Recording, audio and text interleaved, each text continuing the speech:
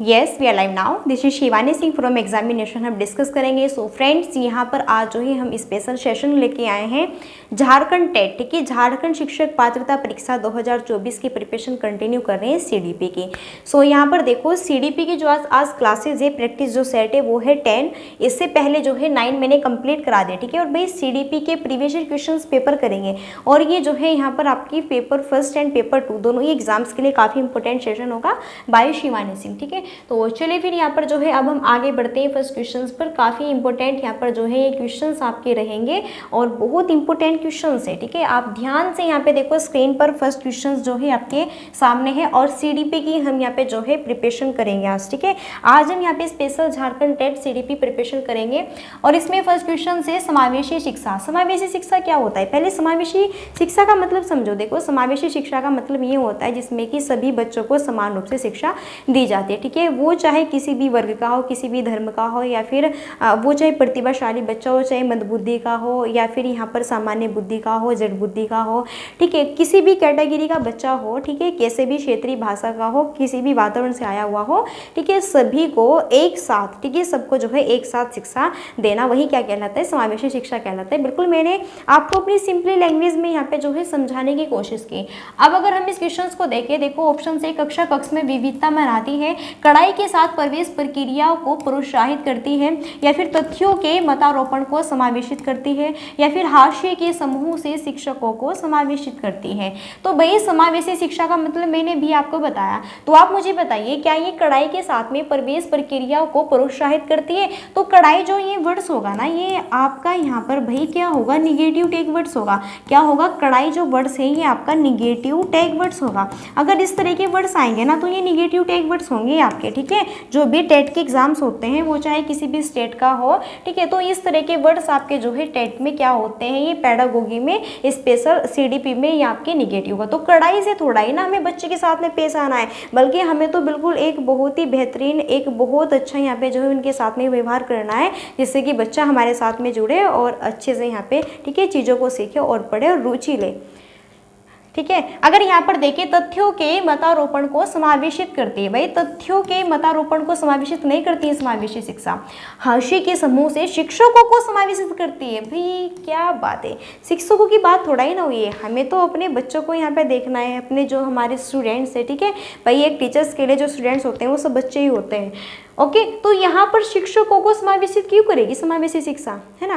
भाई नहीं, बच्चों की बात करनी है यहाँ पे, ठीक है, टीचर्स की बात नहीं हो रही है, तो इसलिए ये भी कट होगा। सही आंसर होगा ऑप्शन ए। जो ऑप्शन ए होगा ना वो बिल्कुल सही आंसर होगा। यहाँ पर ऑप्शन जो ए होगा ना वो बिल्कुल सही आंसर होगा। जो समावेशी शिक्षा है कक्षा कक्ष में विविधता मनाती है। विविधता का मतलब होता है कि जो भी विभिन्न प्रकार के बच्चे आते हैं स्कूल्स में, अलग अलग कैटेगरी के, अलग अलग धर्म से, अलग अलग वातावरण से, अलग अलग क्षेत्रीय भाषा के, अलग अलग उनका जो है IQ लेवल है, ठीक है, सब कुछ अलग अलग है, ठीक है, अलग अलग उनकी पर्सनैलिटी है, थिंकिंग, विचार सब कुछ अलग है। सो यहाँ पे जो है उन सभी बच्चों का वेलकम है और सभी को जो है समावेशी शिक्षा के माध्यम से पढ़ाया जाएगा और वो कक्षा में विविधता का क्या मनाती है यहाँ पे जो है, ठीक है, यानी कि कक्षा कक्ष में वो विविधता मनाती है। इसलिए फर्स्ट यहाँ पे हमारा ऑप्शन बिल्कुल सही होगा। आगे स्क्रीन पर अगर हम यहाँ पे सेकंड क्वेश्चन की बात करें, देखो सेकंड क्वेश्चन आपके सामने है।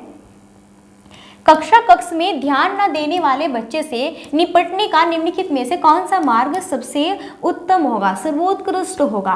तो ध्यान से देखो, कक्षा कक्ष में ध्यान न देने वाले बच्चे से निपटने का इनमें से कौन सा मार्ग सर्वोत्कृष्ट होगा? भैया आपने देखा होगा कि कक्षा में, ठीक है, काफ़ी सारे बच्चे होते हैं, है ना। कुछ बच्चे तो ऐसे होते हैं कि साइलेंट बैठ जाते हैं, है ना, जब टीचर्स कह देते हैं, लेकिन कुछ बच्चे शरारती होते हैं कि नहीं साइलेंट हो पाते, वो चुप नहीं हो पाते, है ना, फिर भी यहाँ पे जो है बोलते रहते हैं, है ना। तो जो बच्चे शरारती होते हैं और जो ध्यान नहीं देते हैं, तो इस तरह के बच्चों से टीचर्स को, ठीक है, कैसे निपटना है, लेकिन उनके साथ में मारपीट, सजा वजह कुछ भी नहीं करना, बिल्कुल एक बेहतरीन तरीके से, ओके।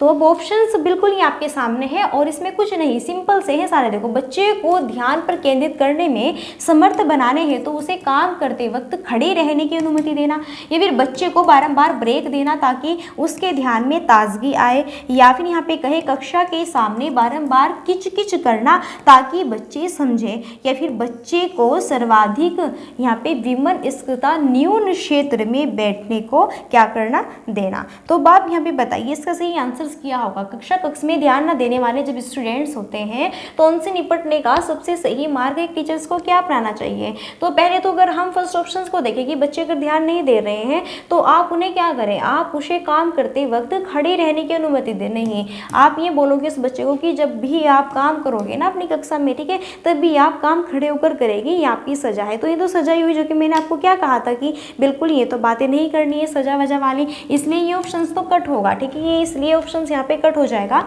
सेकेंड ऑप्शन की बात करें, बच्चे को बारंबार ब्रेक देना ताकि उसके ध्यान में ताजगी आए। भाई ऐसा थोड़ा ही ना होता है कि आप उस बच्चे को बार बार क्या दो, ब्रेक दो। जब आप उस बच्चे को बार बार ब्रेक दोगे और आप ब्रेक के टाइम पे जब आप और बच्चों को पढ़ा रहे हैं तो फिर वो बच्चा उस चीज़ों को कैसे सीख लेगा, क्योंकि आपने तो उस बच्चे को ब्रेक देने के लिए बाहर भेज दिया या फिर ये बोल दिया कि तुम ब्रेक ले लो आराम से, ठीक है। तो भाई ये भी नहीं होगा, ये भी ऑथेंटिक तरीका नहीं है। या फिर कक्षा के सामने बारंबार किच-किच करना या फिर सभी जो है स्टूडेंट्स के सामने उस बच्चे को क्या करना, मतलब कि उसके साथ में सही व्यवहार नहीं करना, है ना, मारना पीटना सजा देना या फिर फटकारना, ये सभी एक टीचर्स का काम नहीं है अपने स्टूडेंट्स को, ठीक है, सही राह दिखाने का। तो सही आंसर बिल्कुल एक ही बचा यहाँ पे, ऑप्शन डी है ना। अब एक ऑप्शन यहाँ पे देखो, बच्चे को सर्वाधिक विनम्रता, इसका मतलब क्या होता है कि विनम्र से, एक स्वभावपूर्ण से, एक बेहतरीन तरीके से, एक आपको बहुत ही अच्छे व्यवहार से उस बच्चे को समझाना है और उसकी यहाँ पे जो है ये सारी चीज़ें उससे यहाँ पे जाननी है कि भाई क्या प्रॉब्लम है, क्यों ऐसा करते हो, है ना, सारी बातें उसकी जाननी एक विनम्र तरीके से, एक विनम्रता के रूप में, ठीक है, और निम्न क्षेत्र में बैठने देना। ओके, चलो आगे यहाँ पर देखते हैं स्क्रीन पर नेक्स्ट थर्ड क्वेश्चन से। देखो, पिछड़े जो बच्चे हैं वो कैसे होते हैं, पिछड़े जो बालक होते हैं वो कैसे होते हैं, मंद शिक्षार्थी होते हैं, बुद्धि लब्धि उनका 80 से 90 तक IQ लेवल होता है, या फिर कुसमायुजी व्यवहार वाले मानसिक तौर पर बीमार लोग होते हैं, या फिर इनमें से सभी कहें। तो पिछड़े जो बच्चे होते हैं वो किस कैटेगरी के होते हैं ये बताना है। पिछड़े जो बच्चे होते हैं वो किस कैटेगरी के होते हैं। तो भाई यहाँ पर हम बात करें पिछड़े बच्चों की, तो देखो ठीक है, आपको जो है यहाँ पे हम बताएंगे। देखो, पिछड़े बच्चे हैं ना जो मंद बुद्धि के होते हैं, ठीक है, मंद शिक्षार्थी, यानी कि हम कह दें कि हम उसे जो है कुछ भी सिखाने की कोशिश करते हैं लेकिन वो इतनी जल्दी से नहीं सीख पाता, यानी कि जिसका कैचिंग पावर इतना बेहतरीन नहीं होता, ठीक है। कहते हैं ना कि भाई ये बच्चा जो है थोड़ी इसकी जो पकड़ है वो कम है, कैचिंग पावर बेहतरीन नहीं है, बेटर नहीं है, और जो भी सिखाते हैं, ठीक है, बहुत ही धीमी गति से सीखता है। ओके, तो बुद्धि लब्धि जिसका IQ लेवल 80 से 90 के बीच में हो, 80 के 90 के बीच में जिस बच्चे का IQ लेवल होगा वो सामान्य से भी डर होगा, नीचे की कैटेगरी में आएगा जो है IQ लेवल के सिस्टम में। तो ये भी जो है बच्चा थोड़ा कम ही माइंडेड होगा यहाँ पर। ओके, और हाँ, जो यहाँ पे जो है कुसमायुजी व्यवहार वाले हो और मानसिक तौर पर बीमार भी हो, ठीक है, जिनका यहाँ पे जो माइंड, भाई सब कुछ तो खेल पूरे बंदे की पूरी बॉडी का खेल कहाँ से स्टार्ट होता है, उसके मस्तिष्क से, ठीक है, उसके मस्तिष्क से ये तो स्टार्ट होता है। अगर उस बच्चे का मस्तिष्क ही सही नहीं है, स्वस्थ ही नहीं है वो यहाँ पर, ठीक है, वो सही व्यवहार भी नहीं करता, तो ये भी आपका पिछड़े बालक की कैटेगरी में ही आएगा, यानी कि यहाँ पर हम डी ऑप्शन कह सकते हैं कि बिल्कुल डी ऑप्शन सही होगा। तो बताइए क्या आपको ये क्वेश्चन समझ आया कि नहीं आया। बिल्कुल सिंपली लैंग्वेज में सब कुछ एक्सप्लेन कर रही हूँ मैं, ठीक है, बिल्कुल सिंपली लैंग्वेज में। नेक्स्ट है, मानसिक विकास को प्रभावित करने वाला कारक है वंशानुगति है, पारिवारिक परिवेश है, परिवार की सामाजिक स्थिति है, या फिर इनमें से सभी। तो बात करें यहाँ पर हम मानसिक विकास को प्रभावित करने वाला जो कारक है वो, ठीक है, कौन कौन से। तो मानसिक विकास को प्रभावित करने वाले कारक कौन कौन से। मानसिक विकास वही आपके मस्तिष्क से जुड़ा हुआ, ठीक है। तो मानसिक विकास जो है हमारा किन किन कारणों से प्रभावित हो सकता है, किन किन कारणों से इस पर इफेक्ट पड़ सकता है।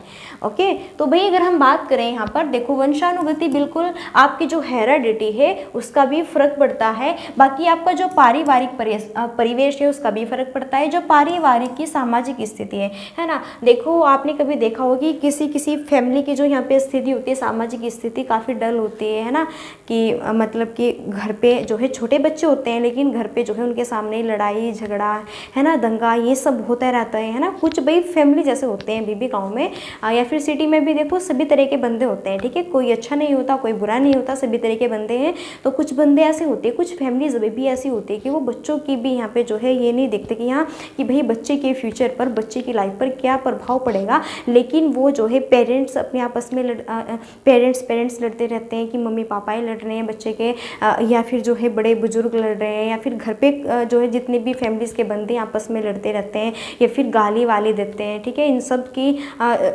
यानी कि इन सब का जो है इस तरह का जो है व्यवहार है, इस तरह की स्थिति है, सामाजिक स्थिति, या फिर जिस भी आस पड़ोस में रहते हैं वहाँ की भी सामाजिक स्थिति सही नहीं है, तो इसका भी प्रभाव पड़ता है आपकी मानसिक पर। देखो ये तो आपने कहावत सुनी होगी कि जैसे भी आप जो है भेष में रहते हैं, ठीक है, जहाँ पर भी आप रहते हैं सो वैसे ही आपका देश हो जाता है कि नहीं। यानी कि जिस भी वातावरण में आप रहेंगे सो वैसा ही आप सीखेंगे। अगर आप अच्छे वातावरण में रहेंगे तो बिल्कुल आप अच्छा वातावरण सीखेंगे, अगर आप बुरे वातावरण में रहेंगे तो बुरा ही सीखेंगे। तो यही कहना चाह रही हूँ कि मानसिक विकास को प्रभावित करने वाले ये सारे ही रीजन्स होंगे। पारिवारिक जो परिवेश है, अगर किसी का बेटर नहीं है, अगर किसी का बहुत गुड है, अच्छा है, तो इन सब का प्रभाव पड़ेगा। इसमें भी हमारा जो यहाँ पे सही आंसर होगा ना, ऑप्शन डी होगा। ऑल ऑफ दी सारे ही आंसर्स जो है सही होंगे, ठीक है। चलो आगे स्क्रीन पर नेक्स्ट क्वेश्चन आपके सामने बेहतरीन वाला, गजब वाला। कक्षा कक्ष में अनुशासन की समस्याओं से प्रत्यक्ष संबंध है। बच्चे की आयु, अध्ययन में रुचि, शिक्षक का व्यक्तित्व से, कक्षा में कौन सा विषय पढ़ाया जा रहा है उससे, कक्षा में बैठने की व्यवस्था से, या फिर उकताने वाले या पसंदीदा विषय से। तो कक्षा कक्ष में अगर बात करें अनुशासन की समस्याओं से प्रत्यक्ष क्या संबंध है, तो कक्षा कक्ष में अनुशासन की समस्याओं से प्रत्यक्ष से क्या संबंध होगा भाई। ये अनुशासन, ठीक है, बच्चे को आप किस तरीके से रखना चाहते हैं, अनुशासन में या फिर अनुशासन में, है ना। तो ये तो बिल्कुल जो है इफेक्ट डालता ही है। तो अनुशासन की समस्याओं से प्रत्यक्ष से क्या संबंध होगा, तो इस क्वेश्चन का जो सही आंसर होगा वो क्या होगा। तो बच्चे की आयु, अध्ययन में रुचि, शिक्षक का व्यक्तित्व से नहीं भाई, ठीक है। इसमें शिक्षक आ गए तो टीचर्स की तो बात ही नहीं करनी है। फिर कक्षा में कौन सा विषय पढ़ाया जा रहा है उससे, इससे भी जो है यहाँ पे, ठीक है, इसकी स्थिति पैदा नहीं होगी। कक्षा में बैठने की व्यवस्था से नहीं, बल्कि उकताने वाले या पसंदीदा विषय से। बिल्कुल यहाँ पे जो है डी जो ऑप्शन होगा ना वो हमारा बिल्कुल बेहतरीन होगा। देखो अनुशासन की समस्या जो है आपकी कक्षा में क्यों क्रिएट हो रही है ना। ये ऐसा होता है ना कि भाई यहाँ पे जो है उकताने वाले या फिर कुछ पसंदीदा विषय होते हैं, है ना, कि आप किस तरीके से बच्चे को पढ़ा रहे हैं, कैसे हैंडल कर रहे हैं। अगर देखो सबसे जो मेन रोल होता है ना टीचर्स का, वो होता है कि आपको अपने बच्चों के साथ में बिल्कुल एक मित्र जैसा व्यवहार बनाना होगा। एक ऐसा व्यवहार करना होगा जो कि आप बस अपने बच्चों को ये समझो कि ये हमारी फैमिली के बच्चे हैं, और उनके साथ में ऐसा विनम्र यहाँ पे व्यवहार बनाइए जिससे कि बच्चे बिल्कुल बहुत रुचि ले। जब उन्हें पता चले ना कि हाँ भाई उस वाले सर का पीरियड्स है या फिर उस मैम का पीरियड्स है और वो बहुत ही अच्छी है, बहुत अच्छे से हमें पढ़ाते हैं, है ना, तो बिल्कुल बच्चा आपकी कक्षा में जो क्या लेगा, रुचि लेगा पढ़ने में। तो सबसे जो मेन इंपॉर्टेंट रोल प्ले करता है ना, एक टीचर्स पे ही डिपेंड करता है कि हमें बच्चे को किस तरह से हैंडल करना है। अगर बच्चे को सही रुचि देनी है, ठीक है, अगर बच्चे का सही विकास करना है, बच्चे के अंदर सही कल्पनाएं सही तरीके से उसमें जो है सारी चीज़ जो है डेवलप करनी है ना, तो पहले आपको अपने आप को बदलना होगा। फिर बच्चे अपने आप खुद से खुद आपके साथ में क्या होंगे, अट्रैक्टिव होंगे। ओके, तो इसलिए यहाँ पर भी जो है डी ऑप्शन हमारा राइट होगा। और फिर इसी क्वेश्चंस के साथ में आगे क्वेश्चंस देखो, यहाँ पे नेक्स्ट है, निम्नलिखित में से कौन सा मूल्यांकन का लक्षण नहीं है। यहाँ पे बताना है इनमें से कौन सा मूल्यांकन का लक्षण नहीं है। मूल्यांकन क्या होता है, बिल्कुल कि आपने कितना सीखा कितना नहीं, बाद में उसका पूरा फीडबैक ये होता है, ठीक है। तो व्यवहार के तीनों क्षेत्र को समेटने वाली यह एक व्यापक प्रक्रिया है। पूर्व निश्चित उद्देश्यों की दिशा में जाने वाली यह एक व्यवस्थित प्रक्रिया है। यह कार्य के अंत में किया जाता है या फिर शिक्षक एवं शिक्षार्थी की आवश्यकताओं को पूर्ण करने वाली यह एक उद्देश्यपूर्ण क्या है, गतिविधि है। इसलिए यहाँ पर जो है इस क्वेश्चन का सही आंसर जो है क्या होगा, तो इनमें से कौन सा मूल्यांकन का लक्षण नहीं है, हमें क्या बताना है, नहीं बताना है। यानी कि यहाँ पर जो है मूल्यांकन का लक्षण नहीं होना चाहिए। यानी कि कहने का मतलब ये है कि निगेटिव जो टैग वर्ड्स है ना वो हमें यहाँ पे, ठीक है, इस क्वेश्चंस में बताना है। तो व्यवहार के तीनों क्षेत्रों को समेटने वाली यह एक व्यापक प्रक्रिया है, बिल्कुल ये तो है, इसलिए ये आपका आंसर नहीं होगा। पूर्व निश्चित उद्देश्यों की दिशा में जाने वाली यह एक व्यवस्थित प्रक्रिया, बिल्कुल मूल्यांकन एक व्यवस्थित प्रक्रिया है, पूर्व निश्चित उद्देश्यों की दिशा में जाने वाली। ओके, अगर बात करें शिक्षक एवं शिक्षार्थी की आवश्यकताओं को पूर्ण करने वाली यह एक उद्देश्यपूर्ण, बिल्कुल ठीक है, ये भी सही है, लेकिन यह कार्य के अंत में किया जाता है, ये क्या है, गलत है। यह कार्य के अंत में नहीं किया जाता, बल्कि जब भी टीचर्स प्रेजेंट होते हैं, ठीक है, अपने बच्चों को पढ़ाते रहते हैं, जो स्कूल्स के स्टूडेंट्स होते हैं, तभी उस टाइम पे ये जो है मूल्यांकन करते रहते हैं। मान लीजिए हम कुछ भी पढ़ा रहे हैं तो हम बच्चे से पूछते रहते हैं कि भाई समझ आया कि नहीं आया। जैसे मैं बीच बीच में आपको पूछती रहती हूँ कि बताओ समझ आया कि नहीं आया। जैसे मैंने फर्स्ट क्वेश्चन कराया है ना, मैंने उसको समझाया बिल्कुल ऑथेंटिक तरीके से, सब कुछ सारी चीज़ें क्लियर की, फिर मैंने आपसे पूछा कि आप बताओ समझ आया कि नहीं आया, ठीक है। तो ये सारी चीज़ें होती है, यानी कि यह कार्य के अंत में किया जाता है। भाई जो वर्ग चल रहा है कि बस ये है कि हमें तो ये पूरा जो है यहाँ पे जो है ये लेसन या फिर चैप्टर्स पूरा पढ़ाना है और बाद में देखते हैं, ठीक है, कितना बच्चे ने सीखा या नहीं सीखा। जबकि बीच बीच में भी मूल्यांकन चलता रहता है, प्रेजेंट, ठीक है, प्रेजेंट जब आप सिखाते रहते हैं ना तभी उस टाइम पे ही। चलो नेक्स्ट, किस श्रेणी कक्ष में, अगर यहाँ पे बात करें, किस श्रेणी कक्ष में वास्तविक दुनिया की समस्याओं से संबंधित जटिल परियोजनाओं पर काम करते हुए शिक्षक एवं छात्र एक दूसरे की विशेषताओं की आहरण करते हैं। शिक्षक केंद्रित है, सामाजिक रचनात्मकवादी है, पारंपरिक है या फिर रचनात्मकवादी है। किस श्रेणी कक्ष में वास्तविक दुनिया की समस्याओं से संबंधित जटिल एक रियल दुनिया की समस्याओं से संबंधित एक जटिल परियोजनाओं पर काम करते हुए टीचर्स हैं और स्टूडेंट्स हैं एक दूसरे की विशेषताओं की आहरणा करते हैं। तो ये क्या है? देखो, शिक्षक केंद्रित तो नहीं होगा, एक रचनात्मकवादी भी नहीं होगा, है ना, एक पारंपरिक भी नहीं होगा, क्योंकि इसमें बात हुई है एक रियल दुनिया की, एक वास्तविक दुनिया की जो समस्या है। भाई रियल दुनिया की बहुत समस्याएं होती है तो उस पर चर्चा कर रहे हैं, ठीक है। और भाई जटिल यहाँ पे परियोजनाएं पर काम करते हुए टीचर्स लोग भी हैं और भाई स्टूडेंट्स भी है, दोनों का ग्रुप है यहाँ पर, एक दूसरे यहाँ पे, ठीक है, अपनी अपनी विशेषताओं का आहरण कर रहे हैं, बता रहे हैं, चीज़ों को कनेक्टेड कर रहे हैं। तो ये किस चीज़ को दर्शाएगी? तो ये दर्शाएगी आपकी सामाजिक रचनावादी को। किसको दर्शाएगी? ये सामाजिक रचनावादी को दर्शाएगी, क्योंकि ऑथेंटिक चीज़ें सारी वास्तविक दुनिया से रिलेटेड है, उनकी समस्याएं जो भी कुछ है, ठीक है, एक जटिल परियोजना है, उन सब पर काम करते हुए ये दोनों ग्रुप्स इन्होंने बनाए हुए हैं और फिर उस तरीके से वर्क कर रहे हैं। ओके, देखो, चलो क्वेश्चन तो हो गया ना, अभी कराया हमने। चलो देखो स्क्रीन पर नेक्स्ट क्वेश्चन है भाई, बच्चों का भाषा विकास किस पर डिपेंड करता है? बच्चों का जो भाषा विकास है किस पर डिपेंड करता है? बेहतर सामाजिक आर्थिक परिवेश पर, बेहतर विद्यालय शिक्षा पर, बच्चे को दी गई अभिव्यक्ति की स्वतंत्रता पर, या फिर इनमें से सभी। तो बच्चों का जो भाषा विकास है वो किस पर डिपेंड करता है?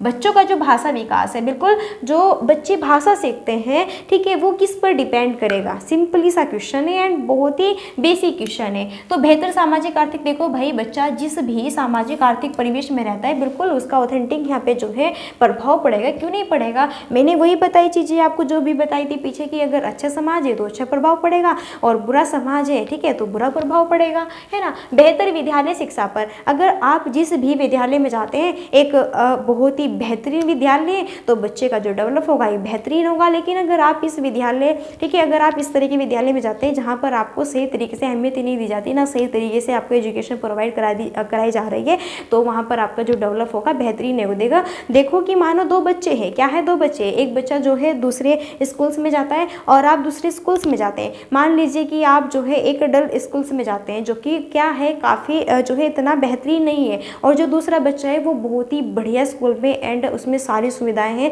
तो आप मुझे बताइए कि जो बच्चा है, कौन सा बच्चा सही तरीके से चीज़ों को कनेक्टेड करेगा? क्योंकि इधर तो भाई उस जो विद्यालय बिल्कुल बेहतरीन है, ठीक है, उस बच्चे को सारी ऑथेंटिक चीज़ें सिखाई जा रही है। लेकिन जो वो बच्चा है जिसको यहाँ पे उस वाले विद्यालय में डाला हुआ है जहाँ पर टीचर्स सही तरीके से जो है बच्चों का विकास नहीं कर रहे हैं, तो इसके भाई किस बच्चे का विकास सही होगा? जो बच्चा सही तरीके से, ठीक है, अच्छे स्कूल्स में जा रहा है। तो यही मेरा कहने का मतलब है कि बेहतर विद्यालय शिक्षा का भी प्रभाव पड़ता है, बच्चे को दी गई अभिव्यक्ति की स्वतंत्रता पर भी ये भी प्रभाव पड़ता है। यानी कि यहाँ पर ये सभी डी ऑप्शन होगा ना, बिल्कुल बेहतरीन होगा, ठीक है। आई होप आपको चीज़ समझ आ गया होगा। स्क्रीन पर नेक्स्ट क्वेश्चन से देखो, मौजूदा स्थिति में शिक्षा का सही क्या रूप है? मौजूदा स्थिति में शिक्षा का सही रूप क्या है? सहज शिक्षा है, तकनीकी शिक्षा है, नैतिक एवं आदर्श शिक्षा है, या फिर इनमें से सभी? और ये भी लड्डू किशन ही लड्डू। तो मौजूदा स्थिति में शिक्षा का सही क्या रूप है? तो भाई शिक्षा का एजुकेशन का देखो सह शिक्षा भी है, तकनीकी और नैतिक आदर्श शिक्षा। आप सब जानते हैं कि भाई जो टेक्निकल है, ठीक है, वो भी हमारी शिक्षा एजुकेशन से है ना, क्योंकि कितनी बढ़ोतरी हो रही है उसकी भी हमारी कंट्रीज़ में या फिर पूरे वर्ल्ड में, ठीक है। अब तो ज़्यादा जो भी सब बेस है वो टेक्निकल पर है, तो टेक्निकल एजुकेशन बिल्कुल वो भी बेहतरीन है, ठीक है। सह शिक्षा वो भी बेहतरीन। और भाई नैतिक जो हमारी आदर्श, ठीक है, जो संस्कृति शिक्षा आदर्श हमारे समाज के रूप दी जाती है, फिर सबसे, ठीक है, वही सारी चीज़ें इसमें इंक्लूड है। यानी कि भाई शिक्षा का जो स्वरूप होता है ना, जहाँ पर भी आपको सही तरीके से प्रोवाइड कराई जा रही है, वो सब इसके, ठीक है, अंतर्गत आएंगे।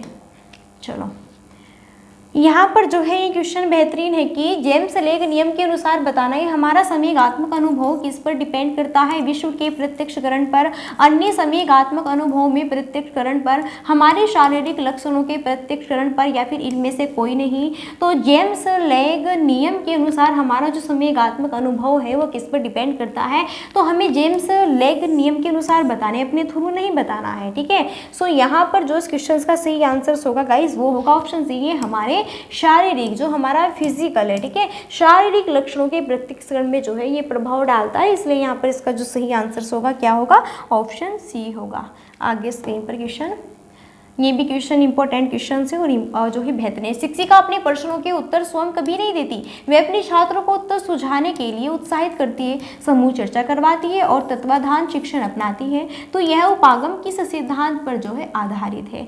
अनुदेशीय सामग्री का यथोचित संगठन, उत्तम उदाहरण स्थापित करना तथा रोल मॉडल बनना, या फिर सीखने के लिए तैयारी, या फिर सक्रिय भागीदारी। देखो एक टीचर से, एक शिक्षिका है, अपने प्रश्नों के उत्तर स्वयं कभी नहीं देती, वो अपने स्टूडेंट्स को ही उत्तर सुझाने के लिए उत्साहित करती है, खोजने के लिए कहती है, समूह चर्चा करवाती है और तत्वाधान भी करवाती है, शिक्षण सब कुछ अपनाती है। यह उपागम किस तरह का है? यहाँ पे देखो एक टीचर है जो कि बहुत ही बेहतरीन टीचर है भाई, यहाँ पर देखो, जो कि खुद से तो सभी क्वेश्चंस का आंसर नहीं देती, लेकिन उसने पढ़ाया, पहले समझाया और फिर ये कहती है कि जो भी मैंने पढ़ाया, जो समझाया, उस पर आप खुद अमल कीजिए, खुद खोजने की कोशिश करिए और आप खुद ही क्वेश्चंस का आंसर ढूंढिए और समूह बनाइए अच्छे से, ठीक है। और यहाँ पे जो है सभी बच्चे मिलकर आपस में और क्वेश्चंस का आंसर ढूंढने की कोशिश करिए।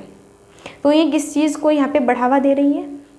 तो भाई ये यहाँ पे अनुदेशीय सामग्री का यथोचित संगठन नहीं कर रही है और रोल प्ले मॉडल नहीं बना रही कि बस रोल दिखा रही है, यहाँ पे सीखने के लिए तैयारी भी नहीं, बल्कि एक सक्रिय भागीदारी। अगर इस तरह की एक्टिविटीज़ करा रही है ना वो, तो बच्चे को एक्टिव रख रही है। क्या एक्टिव रख रही है? बच्चे को क्या कर रही है? वो टीचर्स एक्टिव रख रही है, ठीक है। इससे बच्चा भी सही तरीके से सीख रहा है और भाई टीचर्स को भी काफ़ी जो है यहाँ पे अच्छा लग रहा है कि हाँ हमारे जो बच्चे हैं बेहतरीन तरीके से चीज़ों को सीख रहे हैं और खुद करके, है ना। चलिए आगे नेक्स्ट, अधिगम का संवर्धन हो सकता है यदि, अधिगम का संवर्धन हो सकता है यदि क्या हो? कक्षा में दुनिया की वास्तविक परिस्थिति से अवगत कराया जाए, जिससे विद्यार्थियों की मन स्थिति एक दूसरे तथा शिक्षक के प्रेरित हो, या फिर कक्षा में अधिक शिक्षण यंत्रों का उपयोग हो, या फिर शिक्षक विभिन्न तरह व्याख्यान तथा स्पष्टीकरण दे, या फिर कक्षा में आवधिक जांच में उचित आकर्षण हो। सो यहाँ पर देखो सही आंसर्स क्या होगा? अधिगम का संवर्धन हो सकता है। अधिगम का मतलब क्या होता है? सीखना होता है। अधिगम का मतलब क्या होता है? सीखना या फिर सिखाना होता है। तो भाई कब बेहतरीन होता है ये देखना है। तो अगर हम नीचे से क्वेश्चंस को देखें, ऑप्शंस को, कि कक्षा में अधिक से अधिक जांच में उचित आकर्षण हो, नहीं, या फिर शिक्षक बेहतरीन तरीके से व्याख्यान दे, नहीं, ठीक है। भाई व्याख्यान से जो है नहीं सीख पाते बच्चे। कक्षा में अधिक शिक्षण यंत्रों का यूज़ हो, चलो मान लिया कि कक्षा में अधिक शिक्षण यंत्रों का यूज़ और होना भी चाहिए, लेकिन सिर्फ और सिर्फ शिक्षण यंत्रों का यूज करके आप बच्चे को ऑथेंटिक तरीके से सही तरीके से नहीं सिखा सकते, ठीक है, जिसमें सारी चीजें इंक्लूड हो, है ना, जिसमें सारी ही चीजें इंक्लूड हो। देखो कक्षा में दुनिया की वास्तविक परिस्थिति से जोड़ते हुए, उससे अवगत कराते हुए बच्चों को उसकी मन स्थिति एक दूसरे और शिक्षक के प्रति हो, यानी कि बच्चा और जो टीचर से एक दूसरे के, ठीक है, एक दूसरे के प्रति होकर बेहतरीन तरीके से चीज़ों को कनेक्टेड करने की कोशिश करें और वो टीचर्स अपने बच्चे को, ठीक है, अपने जो उसके स्टूडेंट से सही तरीके से चीज़ों को उन्हें कनेक्टेड कराए और सही तरीके से सिखाए, है ना। सो यहाँ पे जो है, और वो भी रियल लाइफ से जोड़ते हुए, है ना, यानी कि अच्छी अच्छी स्टोरीज़ के माध्यम से या फिर अच्छी अच्छी पोएम्स के माध्यम से कुछ भी पढ़ा रहे हैं तो स्टोरी या फिर पोएम के माध्यम से बच्चों को सिखाए, जिससे कि बच्चा रुचि ले और चीज़ों को भी सीख ले। तो इसलिए यहाँ पर जो है ए ऑप्शन बिल्कुल सही होगा। आगे स्क्रीन पर नेक्स्ट क्वेश्चन है, देखो आपके अनुसार शिक्षक का सर्वाधिक महत्वपूर्ण सिद्धांत क्या है? विषय वस्तु है, शिक्षण पद्धति है, छात्र और शिक्षक के बीच संबंध है, या फिर विद्यालय के फर्नीचर है? तो आपके अनुसार शिक्षक का सर्वाधिक महत्वपूर्ण सिद्धांत क्या है? आपके अनुसार ये बताना है, ठीक है। सही आंसर्स क्या होगा? तो भाई देखो यहाँ पे विषय वस्तु इतनी अच्छी, ठीक है, बात नहीं, यहाँ पे शिक्षण पद्धति नहीं, विद्यालय के फर्नीचर्स नहीं, बल्कि देखो बिल्कुल जो कि मैं आपको बार बार यही तो बताना चाह रही हूँ कि स्टूडेंट्स और एक टीचर्स के बीच में संबंध बहुत ही बेहतरीन होना चाहिए। तो भाई आपके अनुसार शिक्षक का सर्वाधिक महत्वपूर्ण सिद्धांत क्या होगा? क्या बस विषय वस्तु हो गया आपके लिए इंपॉर्टेंट कि भाई मुझे क्या पढ़ाना है क्या नहीं पढ़ाना है, बस मेरे लिए यही इंपॉर्टेंट जो है रखता है? तो ये नहीं होगा। शिक्षण पद्धति, ठीक है, ये भी नहीं होगा। या फिर विद्यालय के भाई विद्यालय के फर्नीचर्स कैसे भी हो, ठीक है, वो बच्चों को सिखाने सीखने में जो है यहाँ पे हेल्प नहीं करेंगे, बल्कि टीचर्स और एक यहाँ पे जो है बच्चों का जो यहाँ पे पूरा व्यवहार होगा सब कुछ, ठीक है, वो डिपेंड करता है। एक बेहतरीन होना चाहिए और एक बिल्कुल बढ़िया तरीके से, ठीक है, और उनके जो बीच रिलेशन होना चाहिए वो भी एकदम बिल्कुल प्रॉपर बेहतरीन होना चाहिए, ठीक है। चलो आगे देखो, सभी व्यक्तियों के लिए मार्ग निर्देशन और परामर्श है। समाज और विद्यालय में सही समायोजन के लिए, अधिगम की बातों को दूर करने के लिए, मनोवैज्ञानिक एवं सामाजिक समस्याओं को दूर करने के लिए, या फिर इनमें से सभी? सो गाइस, सभी व्यक्तियों के लिए मार्ग निर्देशन और परामर्श क्या है? सभी के लिए मार्ग निर्देशन क्या परामर्श है? तो सही आंसर्स क्या होगा? देखो, समाज और विद्यालय में सही समायोजन के लिए नहीं, अधिगम की बातों को दूर करने के लिए नहीं, ओ सॉरी, देखो एक मिनट, ठीक है, मैंने ये नहीं देखा, इनमें से सभी है, ठीक है, बिल्कुल। देखो, सभी व्यक्तियों के लिए मार्ग निर्देशन और परामर्श है, बिल्कुल ये भी सही है। समाज और विद्यालय में सही समायोजन के लिए बिल्कुल बेहतरीन है। अधिगम की बातों को दूर करना, बिल्कुल ठीक है। बच्चे को कोई भी प्रॉब्लम हो रही है, कुछ भी त्रुटि आ रही है, उसको दूर कीजिए। और मनोवैज्ञानिक एवं सामाजिक समस्याओं को दूर करने के लिए बिल्कुल सही बात है, यानी कि ऑल ऑफ दीज बिल्कुल सही बात है, ठीक है। मैंने नहीं देखा था, ठीक है, मैंने क्वेश्चंस को सही से नहीं रीड किया था, मैंने ऑल ऑफ दीज नहीं देखा था, ठीक है। मैंने सोचा कि इससे भी बेहतरीन जो है नीचे ऑप्शंस होगा। चलो आगे बढ़ते हैं। अधिगम का अर्थ क्या है? कक्षा में प्रथम आना, विद्वान बनना, अनुभव द्वारा व्यवहार में बदलाव लाना, या फिर काम करने के लिए सक्रिय होना? बेहतरीन क्वेश्चन। अधिगम का क्या अर्थ है? अधिगम का अर्थ मैंने बताया सीखना है फिर सिखाना होता है, ठीक है। अधिगम का मतलब क्या होता है? सीखना है फिर सिखाना होता है। और भाई क्या कक्षा में प्रथम आना यही अधिगम का मतलब है क्या? बच्चे देखो, आप ये बताओ कि भाई देखो कक्षा में या फिर पूरे जो है स्कूल्स में जो भी टॉप करता है, या फिर भाई पूरे जिले में कुछ भी, ठीक है, तो अगर एक बच्चा टॉप कर गया तो क्या बाकी के जो सारे बच्चे उन्होंने टॉप नहीं किया, क्या वो सही से अधिगम नहीं सीखे? क्या उनसे पढ़ना नहीं आता? क्या वो इंटेलिजेंट नहीं है? क्या उनका IQ लेवल अच्छा नहीं है? बिल्कुल है, क्यों नहीं है। लेकिन प्रथम तो फर्स्ट तो एक ही बच्चा आएगा ना, ठीक है। अब सारे बच्चे नहीं, मान लीजिए 10 बच्चे हैं, 20 बच्चे हैं, या फिर 100 बच्चे हैं, है ना, मान लीजिए सारे के सारों का IQ लेवल बेहतरीन है, लेकिन उनमें से सिर्फ और सिर्फ एक बच्चा है, तो किस पे आएगा? फर्स्ट नंबर पे, क्योंकि वो बच्चा कहीं ना कहीं त्रुटि कर जाएगा और जो बाकी के बच्चे हैं, लेकिन फर्स्ट जो आएगा वो केवल और केवल एक ही बच्चा आएगा। लेकिन जो बच्चे फर्स्ट नहीं आए वो उसे हम ये नहीं कह सकते कि हाँ वो यहाँ पे जो है बेहतरीन तरीके से अधिगम नहीं जानता, या फिर वो सही यहाँ पे नहीं है, ठीक है, पढ़ने में, तो ये गलत होगा।